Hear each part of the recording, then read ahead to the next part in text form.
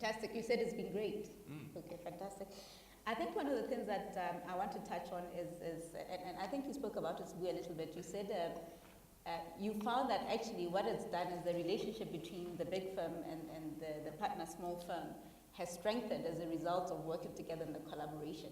Because one of the reasons people give as an excuse, I would say an excuse for not doing a joint audit, is that very often they're now having to manage the relationship between the big and the small firm, and the frictions, and that dilutes accountability. And I'd like to hear both of your opinions on that, what your experience has been. Yeah, I think initially when the arrangement started, there were challenges in terms of relationship, and you found yourself having to have two separate meetings. You meet with the partner from the big firm, the partner from the small. But I think soon after that, we realized that for the relationship to work, there's got to be collaboration. At the end of the day, the fact that there's two sets of auditors should not in any way create inconvenience for us as the client.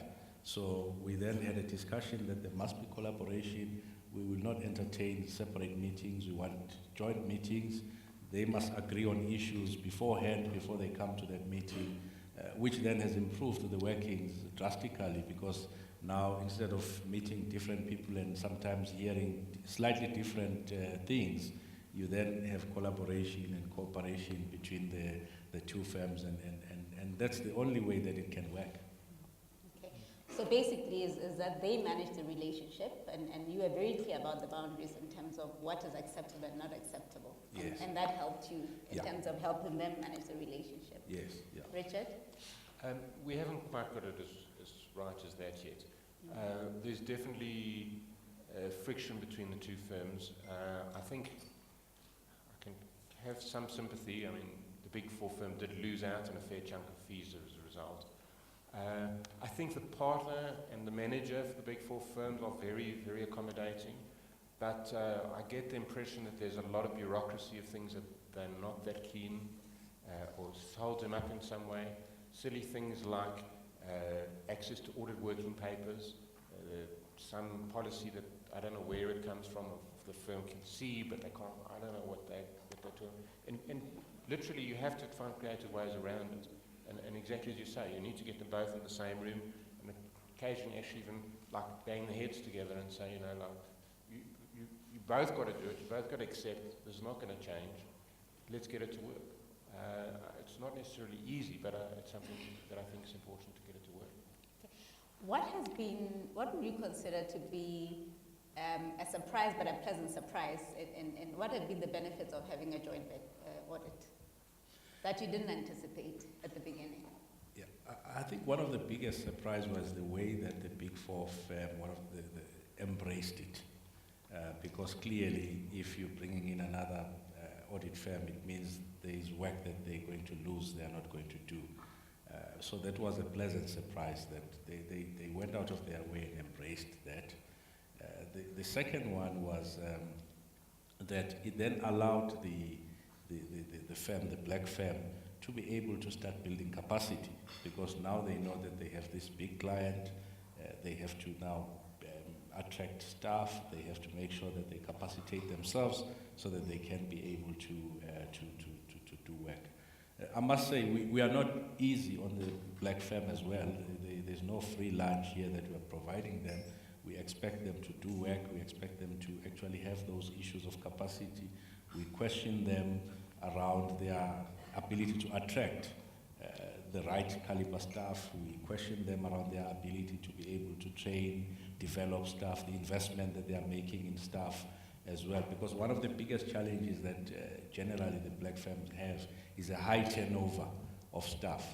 Every 6 months there's someone else that is leaving and someone comes in. So all of those issues are issues of concern that we table, and we say these issues need to be managed. But I think and also more importantly has been the working relationship, as I indicated, that initially there was a little bit of friction, but I think over the years the relationship has been strengthened. Even if there are differences, those are resolved amicably. I don't remember a time when we've had to now intervene as the audit committee and say you cannot be pulling in different directions, because that starts distracting what you should be doing. I think the previous presentations illustrated the responsibility that the audit committees have. So you cannot have this arrangement whilst you're trying to be positive and to make a contribution, now becoming a distraction that's now going to take your attention away from the real issues. Thanks. And I think the point that you make around being tough in the black firms, I don't think anybody wants a free lunch. I think everybody wants an opportunity to showcase capability, and that's what you facilitated, is the ability for people to showcase capability. Richard, are there any surprises? Okay, you can also talk about the negative surprises and how you dealt with those. Yeah, I think the biggest positive surprise is actually, for me, was the depth of talent out there. I think, if I'm quite honest about it, and I'd say that the same of many of my white CA colleagues, we've heard the lecture before from the Psych Institute about the lack of transformation in profession, and you get the impression that there just aren't black audit firms out there. In fact, that was one of my early responses to Cindy, is where we're going to find these people.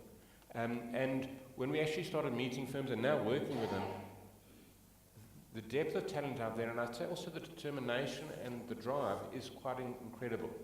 I mean, I used to be in the profession, I know how tough it is, and the drive and the hours and the determination of the team has impressed me tremendously. So you talk about a positive surprise, I'd say at a personal level, that's one. I mean, the negatives, of course they're negatives. Of course, the Big Four firm complained that now they need to spend more time reviewing the work, so it's going to cost money, and then you get issues of, is there now too lots of planning and all of these sort of things, and it's cost money.